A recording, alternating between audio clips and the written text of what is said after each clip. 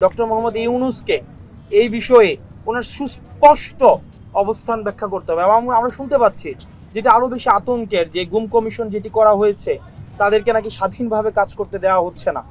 Doctor Mohammad ইউনূসের সুস্পষ্ট আমাদের route map, policy সেগুলো প্রকাশ করতে হবে। করছি, দেখছি, করা হয়েছে, কমিশন করে দিয়ে সেগুলো থেকে যদি উনি দায় নিতে চায় তাহলে সময়, কাল, জনগণ তাকে এই দায় থেকে মুক্তি দিবে কিনা, হয়তো উনি চলে যাবেন। যে ঘটনা, এই ঘটনার সাথে আমাদের ব্যক্তিগত অভিজ্ঞতার অনেক মিল রয়েছে। 18ই জুলাই যখন আন্দোলন বন্ধ করার জন্য আমাদেরকে উঠিয়ে নিয়ে যাওয়া হয় এবং রাষ্ট্রীয় ব্যবস্থাপনায় একটা নাটক মঞ্চস্থ করা হয় যে আমরা আন্দোলন বন্ধ করে দিয়েছি, এবং সাংবাদিক ডেকে নিয়ে এসে আমাদের বক্তব্যকে কেটে দিয়ে সেখানে আন্দোলন বন্ধ করে দেওয়া প্রচার করা হয়। এবং আমাদেরকে এই যে সেলগুলো, এগুলো আমাদের খুব পরিচিত, একই টাইপের। মৎস্য ভবনের কাছে একটা ছিল, সেখানে 2 দিন আটকে রাখা হয়। কিচেন রুমে আটকে রাখা হয়, সেখানে আমাদেরকে ফিজিক্যালি, ভার্বালি ঘন্টার পর ঘন্টা, প্রায় 2.5 দিন নির্ঘুমভাবে টর্চার করা হয়।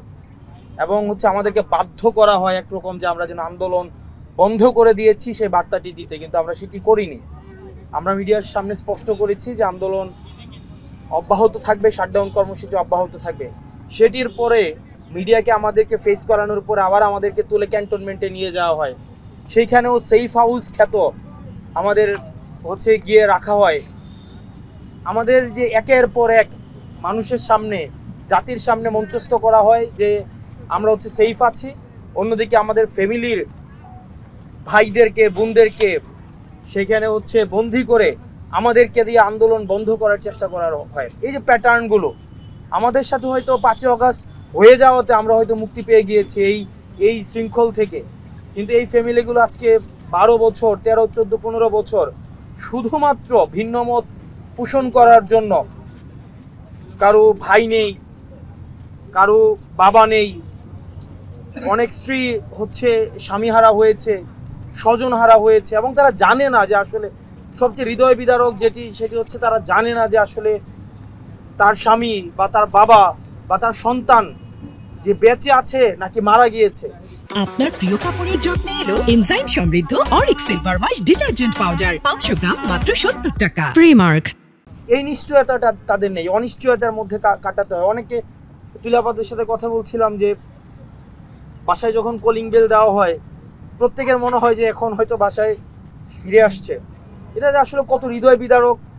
রাষ্ট্রীয় ব্যবস্থাপনা, সবচেয়ে দুঃখজনক, রাষ্ট্র নাগরিকের প্রোটেক্ট করবে, সেই জায়গায় রাষ্ট্র রক্ষকের ভূমিকা পালন না করে রাষ্ট্র নিজেই ভক্ষকের ভূমিকা পালন করেছে। এবং সেটা দীর্ঘদিন রাষ্ট্রীয় ব্যবস্থাপনায়, রাষ্ট্রীয় পৃষ্ঠপোষকতায়, রাষ্ট্রীয় অর্থায়নে, রাষ্ট্রীয় যে বাহিনী যাদেরকে রাষ্ট্রের নাগরিকদের নিরাপত্তার জন্য নিয়োজিত করা হয়েছে তাদেরকে ব্যবহার করে দলীয় এজেন্ডা বাস্তবায়নে এবং বিরোধী মত দল দমনের জন্য বছরের পর বছর, যুগের পর যুগ সেগুলো বাস্তবায়ন হয়েছে।